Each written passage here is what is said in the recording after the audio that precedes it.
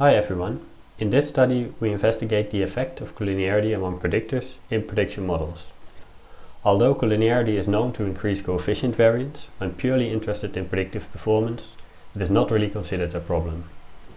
However, in many use cases, besides predictive performance, interpretation of coefficients is important, and face validity checks by clinicians are needed before models can be used in practice. Since common approaches to address collinearity, like excluding highly collinear predictors, may make too strong assumptions about predictor effects that are not per se clinically motivated a priori, it is important to study other methods.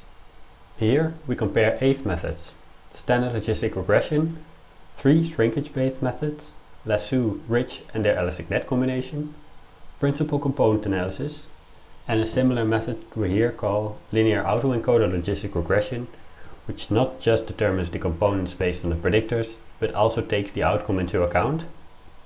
Then we include dropout, a widely used method to regularize neural nets, and finally we experiment with constraining coefficients to be non-negative, an assumption about the predictor outcome relation specific to this case study.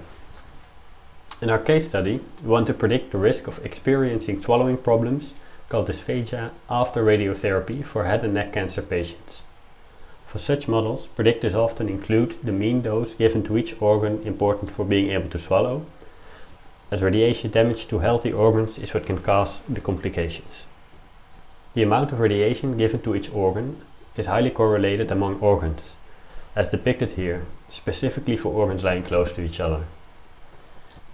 As these models are used to optimize treatment plans for having low complication risks, excluding a relevant organ from the model could result in steering dosage to that organ, so predictor selection is not ideal here.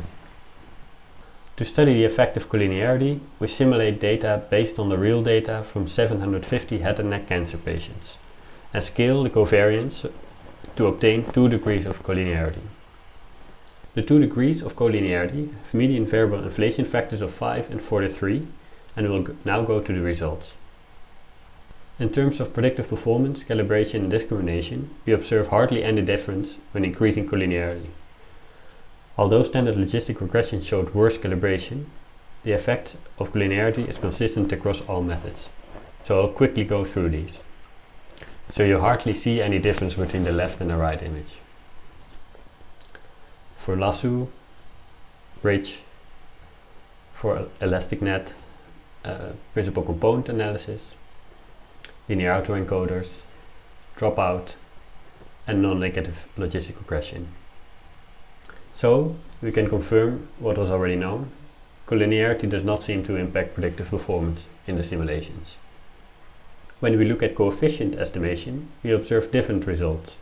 We ask how far are the estimated coefficients from the true coefficients in terms of mean squared error.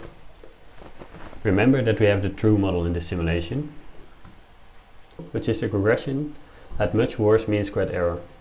Also, methods that showed variable selection effects, like Lasso and non-negative logistic regression, had somewhat worse mean squared error, and showed an increase in error when the collinearity was increased.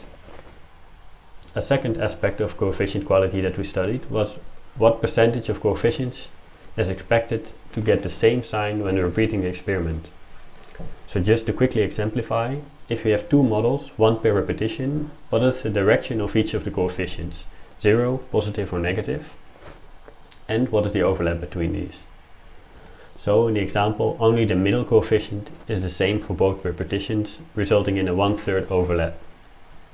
The results show that logistic regression, Lasso and non-negative logistic regression more frequently select different coefficients in the model with different signs under different samples from the same population.